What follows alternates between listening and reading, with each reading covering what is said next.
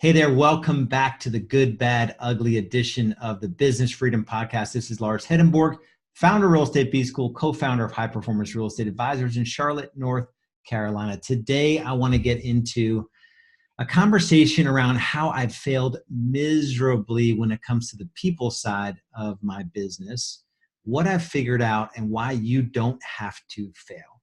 And today, I want to have a conversation around what it means to have the right person in the right seat.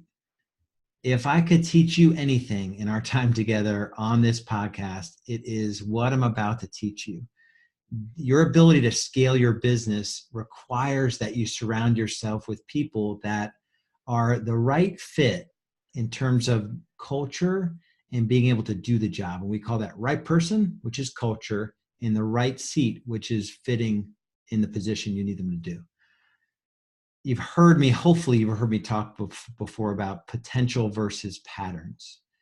Generally, as visionaries, as entrepreneur types, we like to see the good in people. So when we sit down to have a conversation with someone about joining our team, whether it's your first administrative hire or if it's your 100th buyer agent hire, this tendency never goes away. And it's the tendency to look at someone's potential and what they tell you rather than their patterns, what they've actually done before in their professional career, let alone in real estate. Someone that has no sales experience, has never sold a single home before, convinces you that they're going to be a great addition to your buyer agent team. That is 100% potential, and 1 out of 10 of those people work out. 1 out of 10. And so the question is, how do you minimize your chances, to hire the wrong person? And it comes down to right person, find the right person and put them in the right seat. So let's say you have a buyer agent hire. So you've got to the point where you've scaled your business enough. You're doing, let's say, 40 to 50 transactions, and you have an assistant that's full-time now, and you want to take your business to the next level. You also want to take your life to the next level, because working with buyers will suck the life out of you, and you'll be working hours you don't want to work, which will, impact your relationship. So let's say you're at that point. That's the perfect client for Real Estate B School, because that's where we built everything from that point where you're traditionally successful. Traditional success in our industry will have you on the verge of divorce, working 7 days a week. We don't want that for you. So let's say that you're hiring for that buyer agent. You have to decide, really, by looking at your values, what it took for you to get yourself successful. And that's the first time I did core values. That's exactly what I did. I said, how did I get to the point? So my first 9 months in the industry, I sold 27 homes. 2007, 2008, our market was shifting. This was even before the crisis. I did 44 homes. 44 homes in that 12 months. Then I did 58, and then 118 and 178. When I made my first buyer agent hire, that was late 2009, the year I did 58 transactions. I looked at what it took to be a conventionally successful agent really quickly. And it took hustle, it took hard work, it took accountability, it took discipline. I had to have a positive mindset, attitude. I had to really look to grow. And that was my core. Those were my set of core values. I'm like, if I can find more people like that, or if I could surround myself with people like that, we're going to be okay.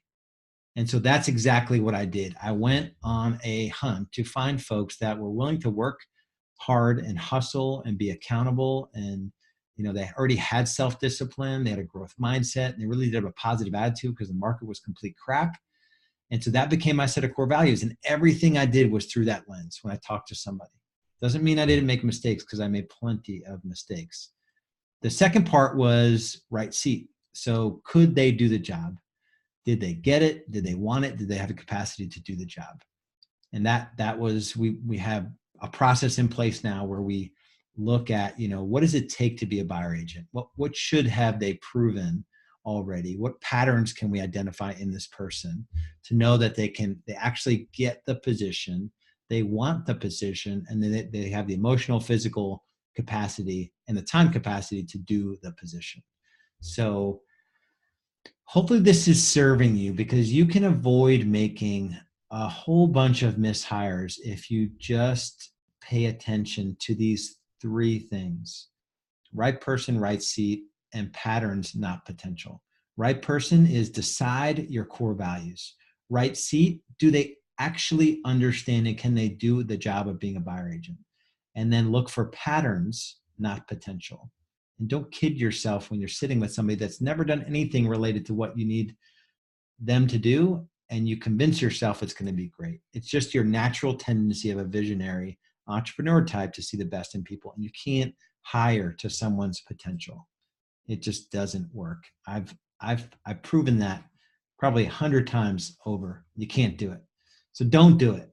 And so hopefully this has helped you. Just put a little bit of a construct around, the challenges in finding folks that are attracted to our industry. The baseline is that there's a bunch of folks attracted to real estate that generally just suck at life. And I mean that, not that everyone does. There are a lot of folks that just think it's easy and they're not willing to put in the time it takes to be successful. Hopefully, that's not you.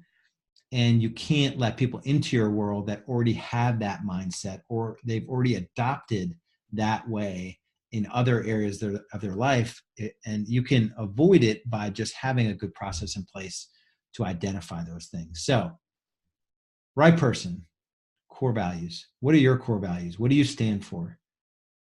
Surround yourself with that. That only works, though, if you've already proven yourself to be traditionally successful. So if you're struggling in real estate, don't go out and hire someone not having proven to yourself that you can do the work it takes to be successful. That's a disaster waiting to happen, because now you're convincing someone to follow you and you haven't proven that to yourself or to anyone that you can do the work. Don't do that. Let that person be on their own before you take them down, and your your flames kind of go down and burn in flames, or whatever the expression is. So do the work, build your business to the point where you can invite folks into it, and then look for someone that fits your values, that actually knows how to do what you need them to do, and you'll be successful. We'll talk to you later. Oh, actually, if you're at the point where you're sort of bursting at the seams and you want to know the path, there's only one step you can take with us. Just go to realestatebschool.com and, getting on the phone, just to have a conversation about what your business, what it looks like. That's the only step we would take. And if there's a fit, great. We'll talk about it. If there's not, that's totally fine too. So realestatebschool.com, the obvious next step, there's a business growth strategy session. Be good. Much love and respect. Bye.